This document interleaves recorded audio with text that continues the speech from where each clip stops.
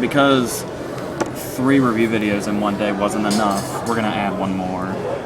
But only because of the, I generally like to mention tragedies at the beginning of reviews. Yeah. Because they need acknowledgement. Absolutely. And in this particular case, I wasn't going to get a chance to mention Paul Walker's death in any video because we already pre-shot everything for the next 3 weeks. Yeah, it's going to be nice. Everything's going to be... It was all shot in one day. There were 7 videos that were shot. It was just... It was a crazy day, to say the least. Then I worked that night, so yeah, it was insane. So this is kind of a part... Let's talk about how awesome he was. Yeah. I'll review his new movie, which I just watched. And then 2 more just to make it a full review video. Okay. That's fair.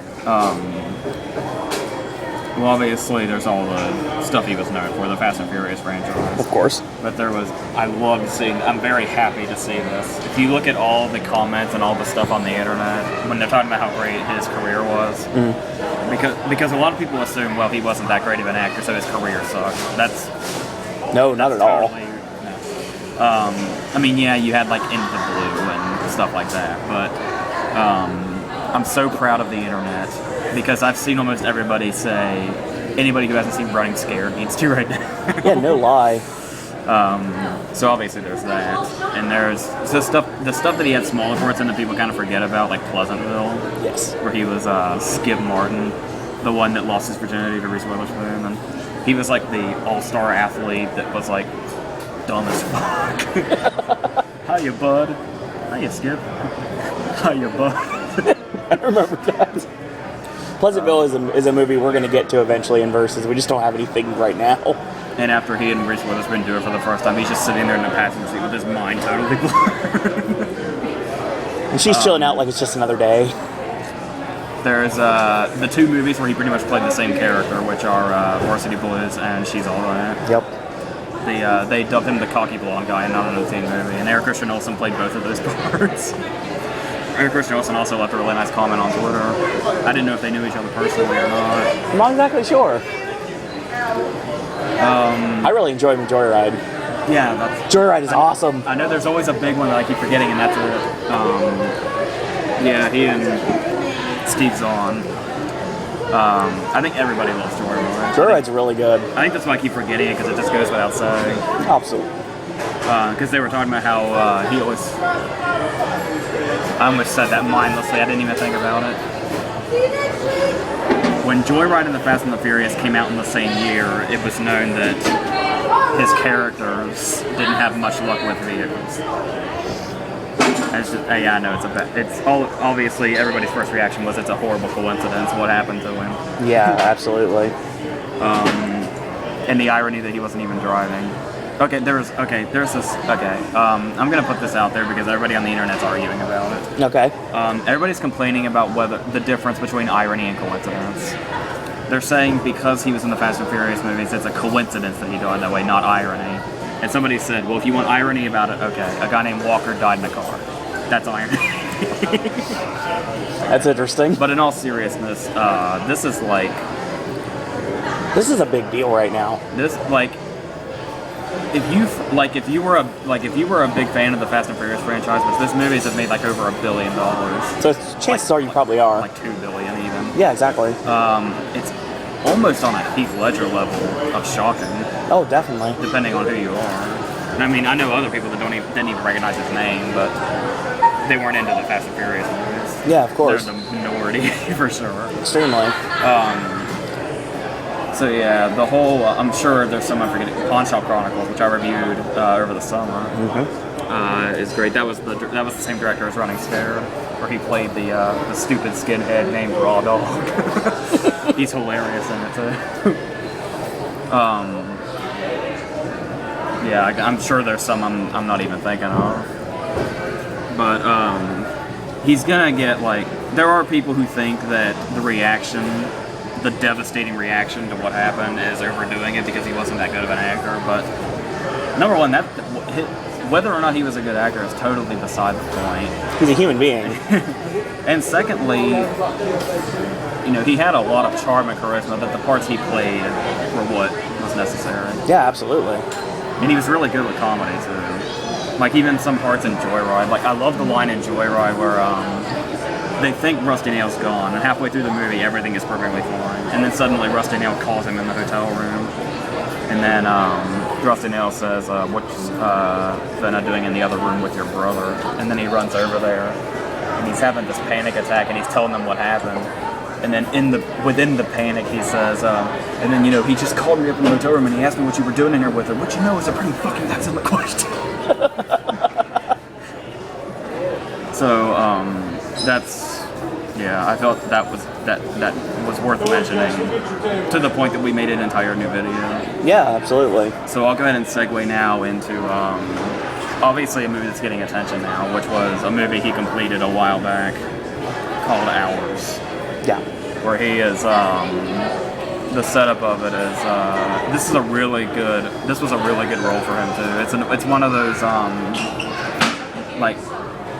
it's not quite the same, but it's kind of in the same vein of, you could think of it in the same vein as like 127 Hours or All Is Lost. Really? There's movies where there are other characters, but it's basically a one-man show. Okay. Basically he's in the hospital. And it's when Hurricane Katrina is coming. It's set in 2005, and his wife dies in childbirth, and his baby was like premature. So it's in one of those machines that it has to like live off of. Yeah, right on. But obviously with the storm, the power's gone out and everybody's been evacuated. So it's literally him by himself in this hospital with no power, trying to keep this baby alive. Wow. And as you can probably imagine, there's just obstacle after obstacle. Like he manages to find one of those, like, I don't know exactly what the terminology is, but those things that like you crank it and it makes power, but you have to like keep cranking. Like a power generator? Yeah, that's the term I was looking for. Like that's the only thing he has to keep Christmas. the thing going, because it's like on a battery, but the battery's like down to 2 minutes. And every time he cranks it, he goes back to 2 minutes. But then as time progresses, the battery gets lower and lower with the time it goes back up to.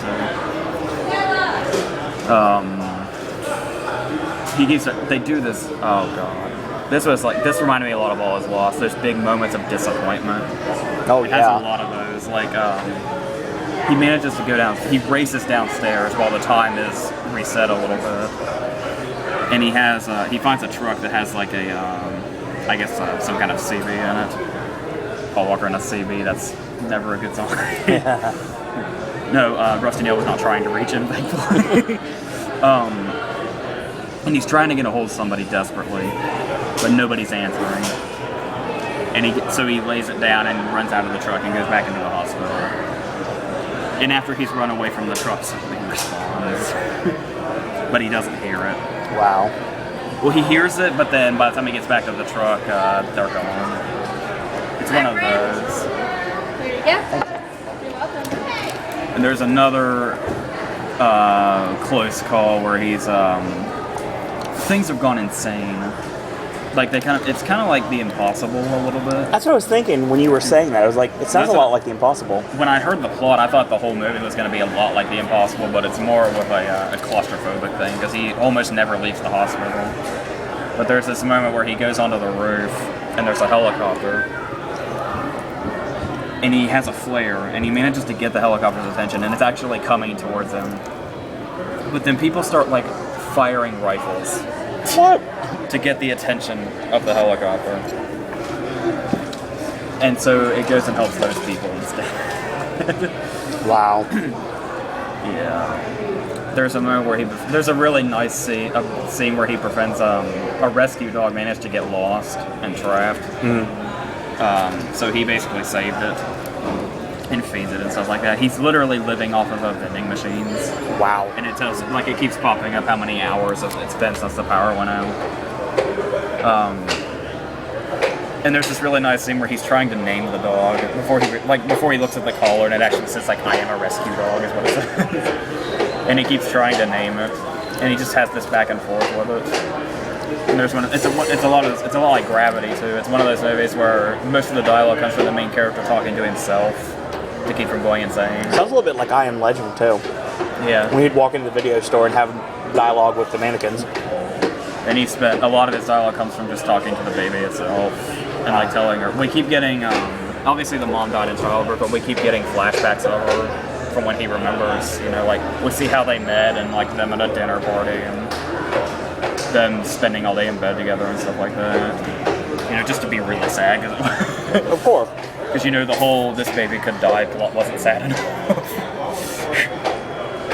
But yeah, it's very.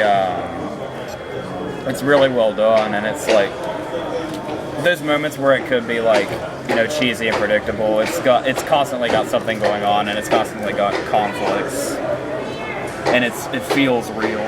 Like you actually feel like the every time something's about to go wrong, you can sense like the actual dread that comes from him.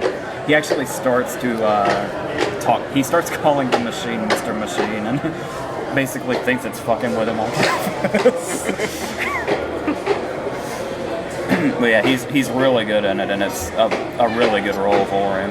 It would have been a really good role for anybody, but he was able to really make it feel real and stuff like that. And that's not, you know, post-tragedy criticism. Seriously, he was alive or dead, he would have been great in this role. I hate that misconception happens so much, where when somebody who's just recently died is really good in a movie, people think the only reason they're acclaimed is because of that. Speaking of Heath Ledger. Everybody complains that Heath Ledger would have not won the Oscar if he was still alive. But the thing is winning the posthumous Oscar is not something that always happens. No. Ledger was only the second person to do it, after Peter Finch for Network. So, yeah. So that's pretty much what that is. Its release date is December 13th.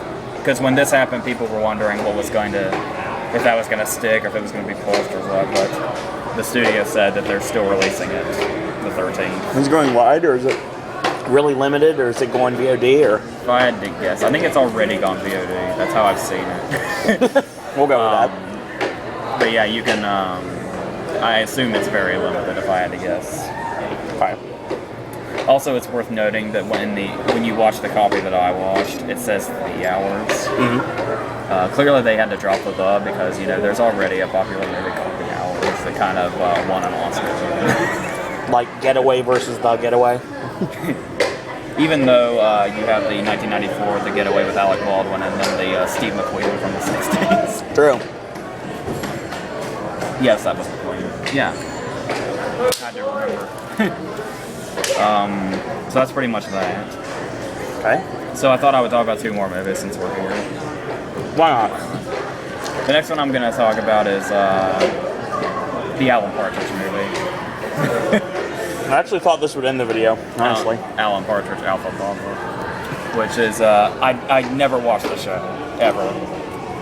I only know about it because of Steve Coogan's IMDb page and when they referenced it in The Trip. That's the only way I know Alan Partridge. I didn't even know what the character was. Well, obviously he's a DJ on the radio. And this, like I said, I'm sure there were probably in-jokes in there from the show, but I never really, they would have gone over my head, but I still really, really enjoyed the fuck out of this, having not seen the show at all.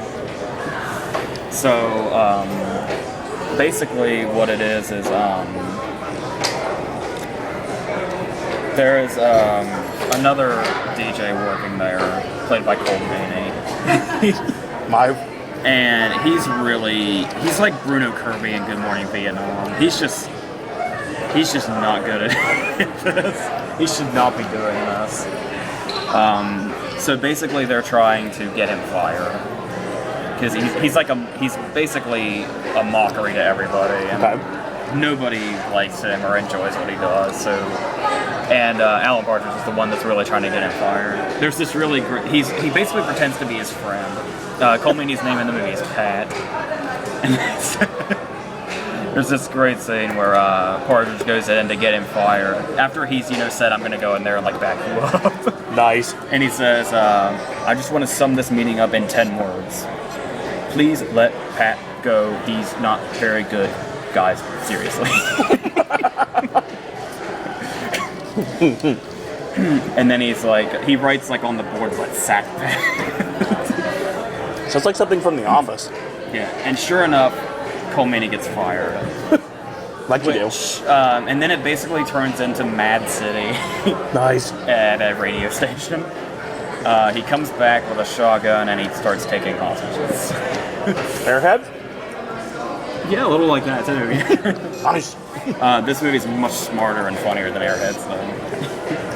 Sorry. No, that's a bad thing. Airheads is funny. But, I've never been a fan of Airheads. I mean, it's okay, but it's not on this level of funny or anything. So there's a few scenes worth noting. Apparently, a lot of people love the opening credit scene, which is basically, I can't remember the exact setup now, but it's one of those moments where normally singing in the car in a comedy is kind of a cliche that's been done to death. Mm-hmm. But the way Steve Coogan rocks out to this song,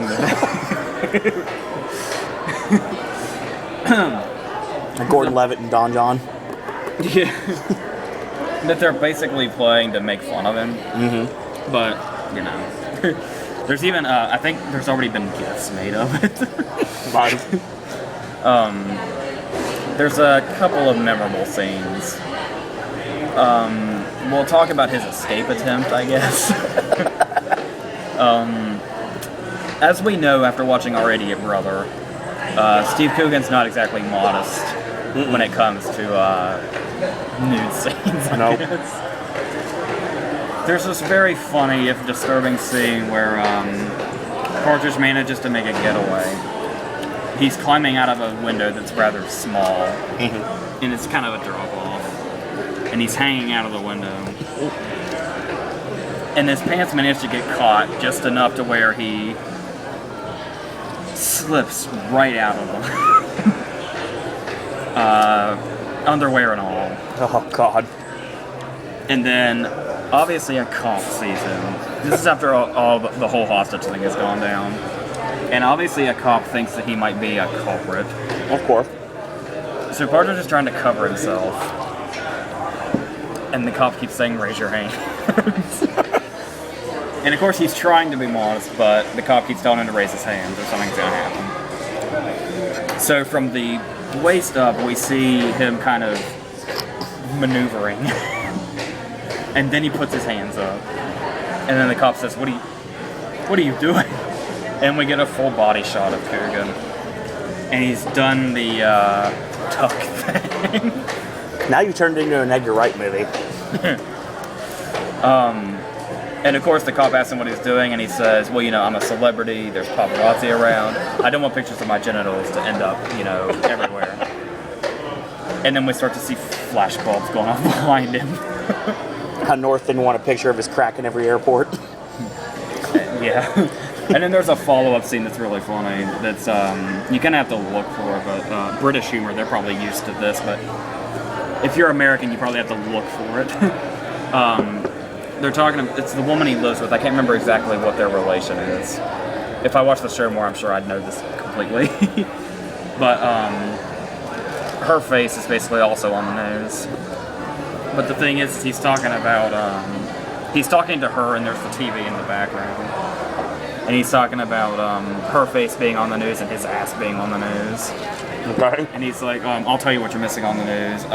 They're showing my ass on the news, and behind him a picture of her face comes up. And then he says, and then they're showing a picture of your face, and it's a picture of his ass. And then he says, and then it's a cut back to your face, back to my ass, and they show her face again. That's funny.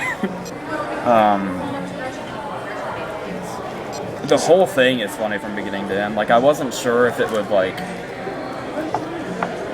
British humor just depends with me. Mm-hmm. Sometimes I think it's hilarious. Sometimes it's just, I guess, lost on me. Well, I'm pretty sure we're at a general consensus right now that The World's End is the funniest movie of 2013. How does it compare humor-wise? Yeah. I actually saw that on a message board, but people were actually saying there was a whole battle breaking out about what's funnier between this and The World's End, even though they have fucking nothing in common, except for being comedies. But and British, but you know, I would say The World's End is funnier, but Here's cheese for you guys. The World's End also has the luxury of being 20 minutes longer. Okay. This is just a clean cut hour and a half. But there's this there's a lot of scenes I'd love to talk about, but that's like spoiler territory. But We're talking about something for next year. I can't really like get really into it, but there actually might be something very soon where we might be spoiling things in different videos. Not in the video itself. We actually might be doing like something called Spoiler Alert, which is going to be... Yeah, it's getting more popular lately. Yeah. So we're probably going to jump on that bandwagon as well and do a spoilerific review of certain movies. Not every movie, but certain movies, like big blockbusters. But yeah, there's one particular scene I'd really love to talk about, but that's definitely spoiler territory, but it's... The whole thing is so fucking... if you can track this down. Like, I'm obviously a huge Steve Coogan fan already. Yes. So I haven't even seen Philomena yet, and I'm like really rooting for him to get an Oscar nomination. Yeah, but obviously The Trip. Yeah, watch The Trip, because you probably have never even heard of it. Well, most likely, it's but... it's like a BBC series that they kind of condensed into a movie. Yeah. But it's both are in existence. So you can just YouTube The Trip and you get all kinds of different clips. Interesting. So our last movie is another comedy, but it's not as well. I'll just talk about it. Okay. I don't know how many have heard about it, because it's kind of... It's not exactly on the radar, I don't A little think. low on the radar. It's a horror comedy called Bad Milo that stars Ken Marino. I think I've heard of this, actually. I actually didn't know about it until he was promoting it on an AMA a couple months ago. Or last month even, I think. Should have been there for that one. Yeah. It's a very interesting and more or less original concept. Okay. I didn't like it at first because it relies a lot on toilet humor, but with the concept, it's kind of hard to go around that. Do tell. Well, there's this, if you read the plot, there's an opening joke that's totally not funny if you know the plot. They do this big reveal where it's, what is that called? When like a woman's about to have a baby and they like do the thing on her stomach and you can like... C-section? No, ultrasound? yeah. Okay. I didn't know what you were That's the talking real- about, trying to describe, but yeah, ultrasound. They're doing one in close-up, and we don't know what's going on. And then we see like her, and we see him. Jillian Jacobs is his wife. And then of course it's actually being performed on him, is the punchline. It's because he's having a lot of stomach problems. He's basically shitting incessantly and has really, really bad pains. Okay. Well, it turns out that there is a demon that lives in his intestines What? that he names Milo. But the thing is the concept of it is, I don't think this is a spoiler. No, it's not really. This is like the first half hour. What happens is this demon is like a cross between E.T. and Gizmo, with really sharp teeth that kills. It also reminded me a lot of the Baby Zombie and Dead Alive. A combination of all three of those things. That's a really random thing to throw together. E.T., Gizmo, and the baby from Dead Alive. Wow. Is how I would describe Milo. What happens is he's basically formed by Marino's stress.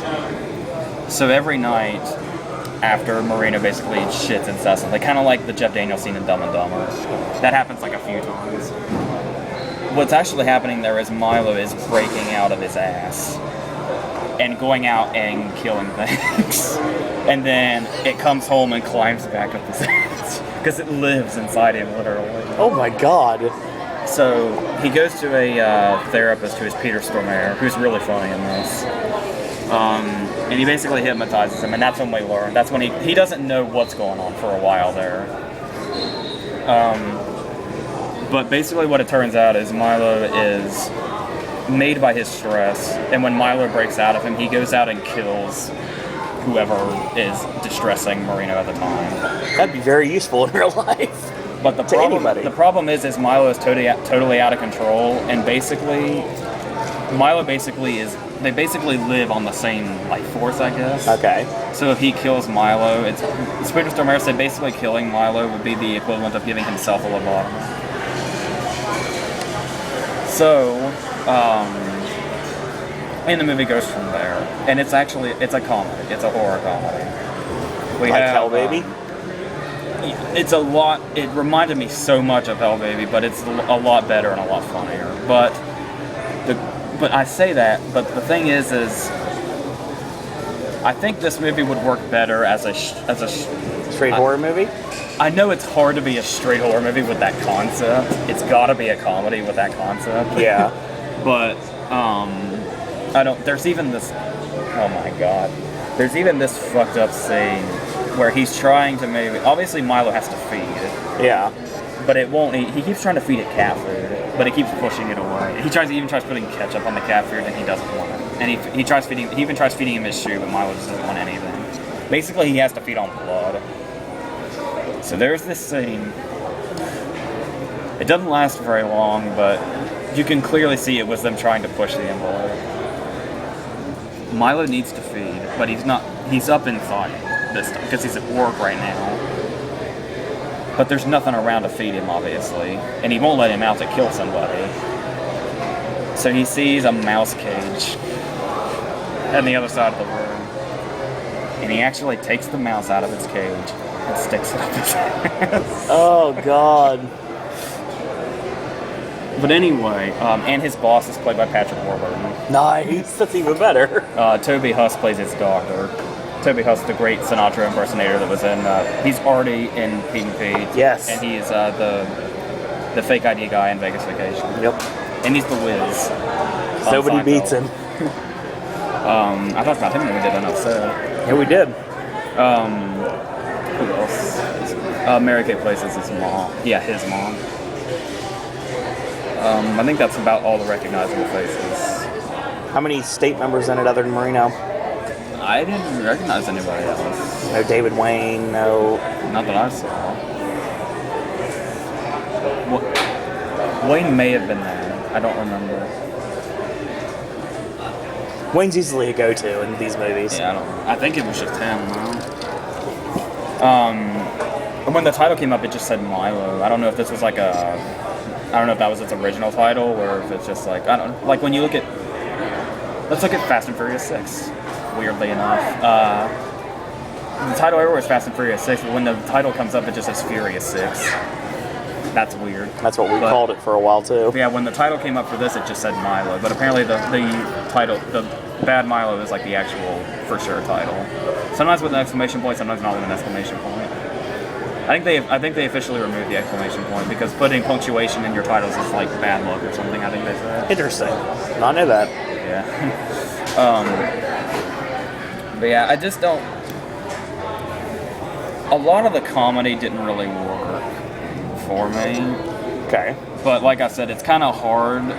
Take that concept and make it a straight horror movie. Yeah, so, I guess they did what they could. But there's a subplot with Stephen Root. Stephen Root is his dad. Nice. That's all I'll say. That's a whole subplot in itself. Yeah, it's really, it's really quick. It's an hour and 20 minutes. And Marino is, I'm actually starting to like him a lot more, because I wasn't sure, because the first time I really saw him and recognized him was Wanderlust, where he played, he's basically playing Rob Riggle in that movie. I love Wanderlust. But the more movies I see, he was the only thing I liked about it in the world. Yep. So, not to mention that I actually really like Wanderlust, and he co-wrote it. So, I guess I can say I like this guy. Obviously, he's a member of the States, and I'm a big fan of the States. Obviously, I like him as well. But yeah, I'd check this out if you're morbidly curious. I suppose it's sort of like this movie is a lot better, and I'd definitely check it out if you had to choose. But it's basically Bad Milo is not better. The movie I'm about to say is not better. I'm building it up for theatrics. Of course. It's basically the ass equivalent of Teeth. Wow. Because that movie was also a horror comedy, but Yeah. it focused more on horror. Yeah. And this one, I think, focuses more on comedy. But like I said, I tracked down Teeth if you wanted to, but they're kind of in this. They make a good double feature because one's one side and the ass is the other. So, That's one way to look at it. even though the sex has changed for obvious reasons. Yeah. I don't think Marino could have done Teeth. Oh, jeez. I don't even want to think about that.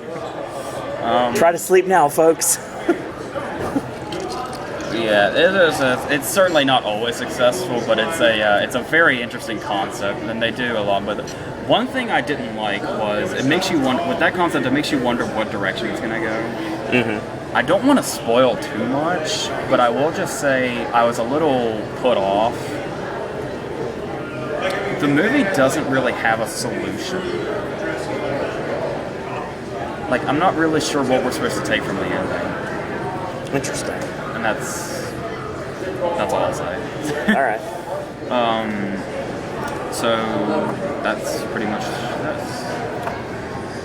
So you've now witnessed our final on-location review for the foreseeable future.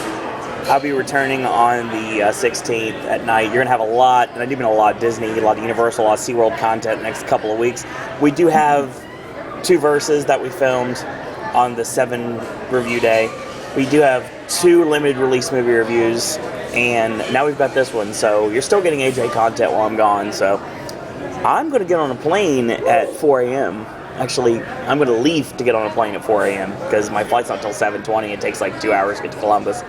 So that's going to be the end of this video. And AJ, do you have any parting thoughts before I leave? I think that's about it.